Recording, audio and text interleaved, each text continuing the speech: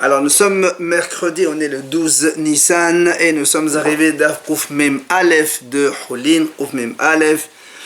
Il nous restait hier donc les 6 dernières lignes, Kouf Mem Amoud Bet. Et Kad et Amri, 6 dernières lignes. Donc une autre version, la Gemara ramène ici pour prouver ce qu'il a dit Ravedan Odorav, que si la mer, donc, elle était entre deux branches d'arbres, on voit que si on enlève les branches, ça tombe directement sur les oiseaux. C'est Hayab, faire le Shelour, sinon non. Alors la Gemara dit comme ça, les Mamessaï, allez, est-ce qu'on va dire que cette Braïta, elle aide, donc justement, Ravedan Odorav, comment? La Braïta dit, Haïta Yoshevet Benehen, Patoun Meneshaler. Si la mer, elle était Benehen, c'est-à-dire entre, par exemple, s'il y avait deux poussins ou plus, ou des œufs en plus, elle était entre, pas au-dessus. Parce que dans la Torah, c'est marqué ici, elle était entre les deux. On n'est pas obligé donc de faire le Shelour. Il n'y a pas le mitzvah. Mais si elle était au-dessus, maintenant, la Braïta dit mais en fait, si elle maintenant survolait le nid, même si ses ailes, elles touchent le nid, elle est pato meneshaler. Alors la Gemara dit, n'est-ce pas que quand on dit au-dessus, et quand on a dit au-dessus c'est Hayav, c'est la même chose que quand on a dit exactement. Alors il explique, quand on a dit elle était entre les deux, c'est-à-dire elle ne touche pas par le dessus puisqu'elle était entre les deux, et c'est pour ça qu'on a dit pato. Alors, même au-dessus, donc elle n'est pas obligée de les toucher. Et donc c'est hayav de faire le shelour. Et c'est ce qu'on a dit, comme Dovdelan, c'est les bonnetés sur le branche d'un arbre, même si elle ne les touche pas, il est hayav de faire le shelour, comme on a dit pour Rav. Donc la Gemara dit non, là, elle repousse. La Gemara dit au-dessus, c'est comme entre les deux. C'est-à-dire, ma benehen denara behu. Toi, tu as dit, benehem qu'elle ne les touche pas, tu dis non. De la même façon que quand elle était au-dessus, elle les touche. Afal gabehen denara behu. Même quand entre les deux, même al gabehen denara behu. C'est-à-dire, de la même façon que quand on a dit, elle est entre les deux, c'est pas tour, même si elle les touche sur les côtés. Alors là aussi, Alga Behen, Haya, parce qu'elle les touche pas les touche pas. Donc de là, on déduit le contraire, Aval, et là, pas tour. Mais dans ce cas-là, si elle était sur les branches de l'arbre, donc c'est pas tour parce qu'elle les touche pas. Et donc, c'est pas une preuve pour Rav. Alors là, moi, a dit, mais non, et si c'est comme ça, au lieu que la Sifa elle mentionne le cas où elle survole, même si ses ailes y touchent le nid, elle est pas tour. Alors, enseignez-moi le cas de Rovdelan qu'elle avait, donc elle était sur les branches d'arbres, que ça c'est plus ressemblant à poser au-dessus du nid. Et donc là, c'est pas tour. Mais en fait, à fortiori qu'elle survole le nid, que c'est sûr que c'est pas tour. Alors, la Gemara dit non, mais on fait la Gemara dit non. Le cas de surveiller le nid, c'est là que la Gemara voulait t'enseigner la Braïta. Pourquoi? C'est pour te dire, même si avec ses ailes elle touche le nid, eh bien c'est quand même pas tout. Alors la Gemara dit, pourtant nous on l'a vu dans la Mishnah, on a dit que si si avec ses ailes elle touche le nid, il doit faire le shalish. Comment toi tu me dis dans la Braïta que non? Il faut dire matnita. La Braïta qui a dit pas tour, parce que Noger Minatzad, elle touche sur les côtés, pas au-dessus. Après, on a dit dans la Mishnah, En Sham Efroa, s'il n'y avait pas des poussins ou des œufs, donc il n'y a pas le hayouv de faire chez le Haken. Après, on a dit, il y avait des Efrohim. Oui, quand on a dit comme ça, dans la Mishnah, on a dit, voilà, s'il n'y avait pas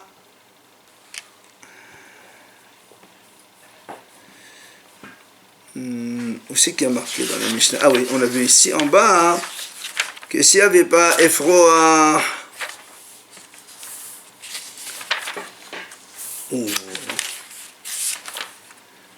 Ah voilà, la Mishnah est là, ici. On a dit, s'il y avait un seul poussin ou un seul œuf, il faut faire le Shiloh Hakin quand même. Après, on a dit, s'il y avait Efrohim Mafrihim, des poussins qui volaient, ou des œufs qui ne donnaient pas lieu à donc, de faire des poussins, c'est pas tôt parce qu'on a fait la comparaison Betsim et Efrohim. Alors, il m'a dit, Amalé Omer Abanan et Rava, un Hacham, il a dit, Emaifka. Pourquoi on ne dit pas le contraire? Comment? On dit comme ça. S'il y avait un seul poussin ou un seul œuf, il n'y a pas le mitzvah. Pourquoi? Parce que des barinan, Efrohim au Betsim, la Torah dit Efrohim au pluriel, Betsim au pluriel. Et ici, donc, il y en a un seul, donc il n'y a pas le mitzvah. Et le contraire, on va dire, Hayusham Efrohim Mafrihim au Betsim Mouzarot. Maintenant, s'il y avait des poussins qui pouvaient s'envoler tout seuls, ou des œufs qui ne donnaient pas lieu à, donc à faire des poussins, Hayab, le Shaler, il doit faire le Shaler quand même. Pourquoi? Donc, au lieu de faire la Mishnah, elle a fait la déduction que quand il y a un poussin, il faut le faire. Et quand il y a des poussins qui s'envolent, non. Moi, je te fais le contraire. Quand il y a un seul, il n'y a pas le mitzvah. Et quand il y a des poussins qui s'envolent, ou des œufs qui ne donnent pas lieu à des poussins, dans ces cas-là, il y a Hayab de le faire. La Gemara dit non. Parce que si c'est comme ça, si c'est comme ça, parce que dans le passage qui est marqué comme ça, si tu trouves un principe, après il est marqué comme ça, si tu trouves des poussins ou des œufs, après la Torah dit, pourquoi tu répètes une deuxième fois? Tu dis, si tu trouves des œufs ou des poussins et la mère, elle est posée au-dessus, on a compris. Pourquoi la Torah le répète? Et la mère repose sur les œufs ou les poussins. Tu répètes deux fois la même chose. Pourquoi? Pourquoi la Torah le répète une seconde fois? C'est pour justement comparer et mettre en parallèle, comme on a dit dans la Mishnah, les Efrohim comme les Betsim, de la même façon que les Betsim. Les Efrohim, c'est des poussins vivants. Il faut que les œufs aussi donnent lieu à un poussin vivant.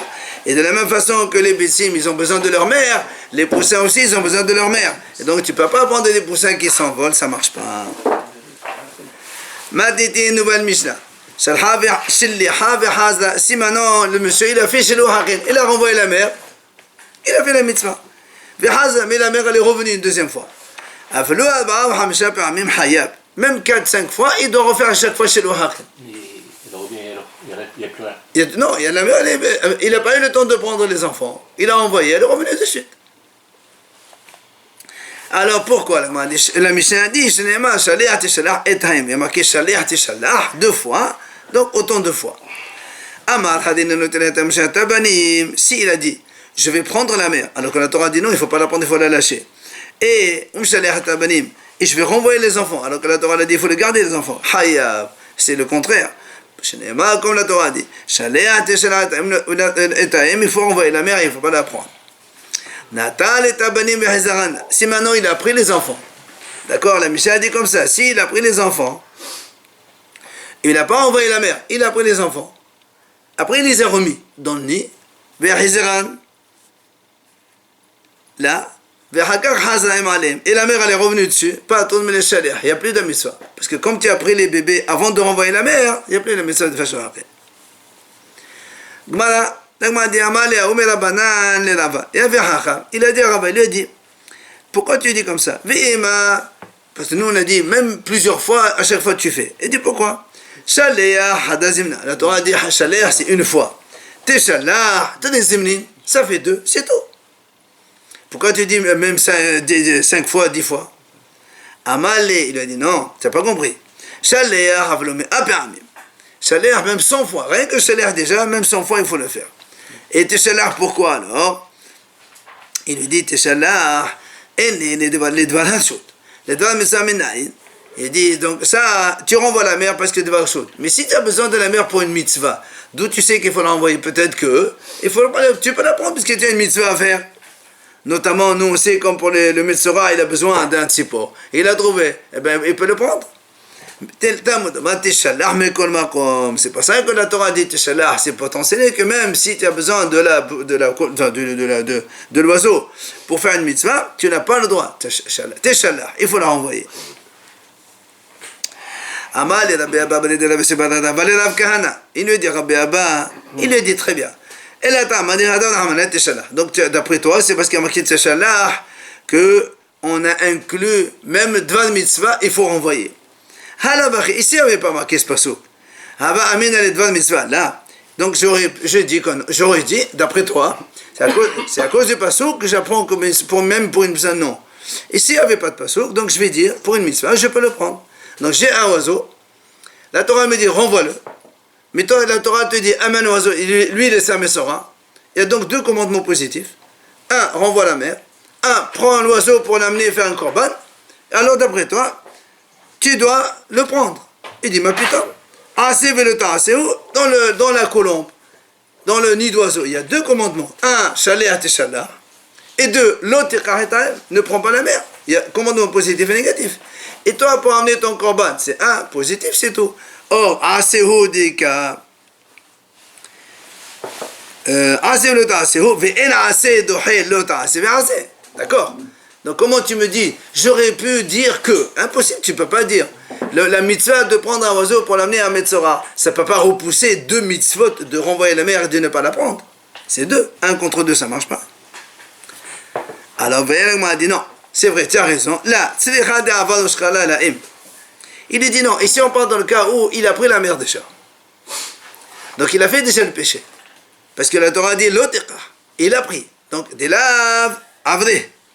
Le lave, il a déjà transgressé. Maintenant, qu'est-ce qu'il reste? Il reste assez teshalach.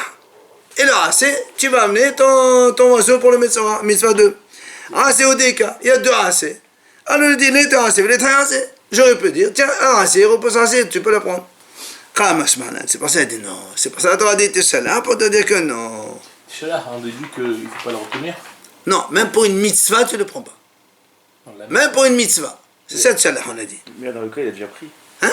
Il a déjà pris la mer. Très bien. Il n'a pas envoyé les enfants. Attends, mais la Torah dit l'otiqa, ne prends pas, et la Torah dit renvoie. Donc tu as pris, maintenant renvoie.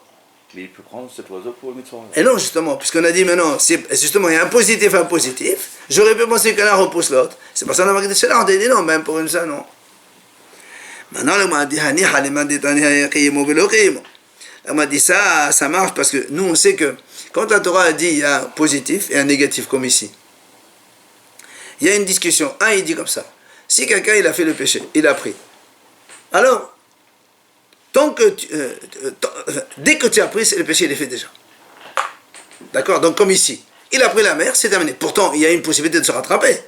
Lui, il pense non, tu as pris, c'est fini. C'est pour ça qu'il dit, tu as raison. Elle a les mains des dents, les bétolo, que main de la shahata. Mais il y a un Chacham qui dit non. Tu as pris la mer, ben, tu peux la reposer. Quand est-ce que ça s'appelle que tu as fait péché? Quand, par exemple, tu as fait la shahita de la mer. Et tu n'as plus de possibilité de rattraper. Bételo et le bétolo. Il faut que tu annules le commandement. Comment j'annule? En le faisant disparaître. Comme ici. Si tu as fait la shahita de l'oiseau, il n'y a plus de possibilité de la renvoyer. Alors là, tu as fait le péché. Or, si nous, on dit comme ça, ici chez nous, quand il a pris, il n'a pas encore fait le péché. Donc il reste toujours assez le temps. Mais à la fin de la Mishnah, on ne dit pas qu'il n'est pas tour de renvoyer les. La Mishnah n'a pas dit qu'il était. Pas tout de quoi? De renvoyer les. Ici, on renvoie la mer et prend les oiseaux. Non, de renvoyer de prendre les oiseaux à la fin de la Mishnah, non? Non, là on parle dans le cas simple. Il a pris la mer. Au lieu de la renvoyer, il a pris. Alors, un, il dit, ça y est, le péché il est fait. Donc ça fait le péché. Il reste qu'un commandement positif, contre un positif. Donc j'ai besoin de teshallah. Mais un autre, il dit non. Tant que tu n'as pas fait la shahita de l'oiseau que tu as pris, tu as encore la possibilité de le renvoyer. Donc il n'y a pas encore. Elle est la shahita, tant qu'il n'a pas égorgé là. Il est là, il n'a pas encore transgressé le commandement négatif. Vetou. L'agma dit pour Rabbi Yehuda, ici c'est pas l'oteqa et chaler. Si tu as pris, renvoie. Rabbi Yehuda dit ici, la Torah te donne chaler me'akara. Il dit comme ça, me'akara mashma. Ça veut dire, la Torah te dit, renvoie d'abord. Tu as pris, tu n'as plus fait le péché, il n'y a plus de rattrapage, c'est fini. Le péché, il est avant. Tu as pris, il n'y a plus de rattrapage. Donc, comment tu expliques le Teshala? Elle a Amar Morabanashi. Il dit, tu sais quoi? Kéron, Shenetal Teshala. En fait, il a pris la mer, mais en Menat Teshala. Dans ces cas-là, la Avlika. Il n'y a plus de lave qu'il a prise pour la prendre. Ah, c'est au déca. Il n'y a plus que, qu'est-ce que le racé, c'est quoi? De le renvoyer. Mais il était assez. Et il vient le racé que la Torah dédié amène un oiseau pour le Metzora. Et il repousse le racé de renvoyer la mer que tu as dans les mains. Alors, il m'a dit, pourquoi tu veux comme ça? Pourquoi tu veux que le racé du Metzora l'emporte sur le racé? Il y a deux commandements positifs, un à côté de l'autre. Pourquoi l'autre il l'emporterait? Il m'a dit, non. Il dit parce que j'aurais pu dire, puisque le haramim m'ont dit, Gadol Shalom Sheben Ish Neshto. Le shalom entre l'homme et la femme, c'est très grand, très important. Pourquoi? Puisque la Torah l'a dit, comme c'est nous, pour la femme sota, Hashem a dit, je suis prêt à ce qu'on efface mon nom dans l'eau, au moins qu'il y ait le shalom entre le mari et la femme. Et ce Metzora, pourtant, comme il est lépreux, il est exclu du camp. Tant qu'il n'est pas tahor, il n'a pas le droit d'avoir des relations avec sa femme.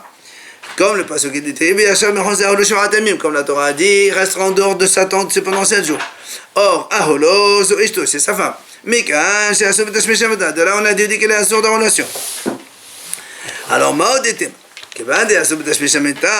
puisqu'il y a un problème de shlombait ici, donc il ne peut pas aller avec sa femme, j'aurais dit justement, j'aurais dit, tiens, le racé de l'oiseau de Metzora, c'est plus important, comme ça lui permet de retrouver sa femme de shlombait. J'aurais pu dire ça, que non, que quand tu es racé de un, racé de l'autre, il n'y a pas. Mais j'ai venu te shalah pour te dire que même pour une mitzvah, tu n'as pas le droit donc de prendre l'oiseau pour toi. Matiti nouvelle Mishnah. Hanotel em alabani. Si quelqu'un il a pris la mère alors qu'elle était sur les enfants, n'oublions pas la Torah a dit chaler, renvoie. Lui il a prise. Rabbi Omer, l'okeve nom chaler. Il prend 39 coups. Il a transgressé un commandement de la Torah. L'otikah. Il a pris 39 coups. Mais non mais chaler, il n'y a plus renvoyé, c'est fini. Tu as fait un péché. Haramim disent non. Pourquoi? Mais chaler, Haramim dit mais tu l'as prise, renvoie-la. Et tu n'as pas de malkout. Pourquoi? Il y a un principe. Quand il y a un commandement négatif, mais qu'il y a une réparation possible, il n'y a pas de malkout. Quelqu'un il a volé, il a fait l'otixol. La Torah dit rends l'objet. Ça y est.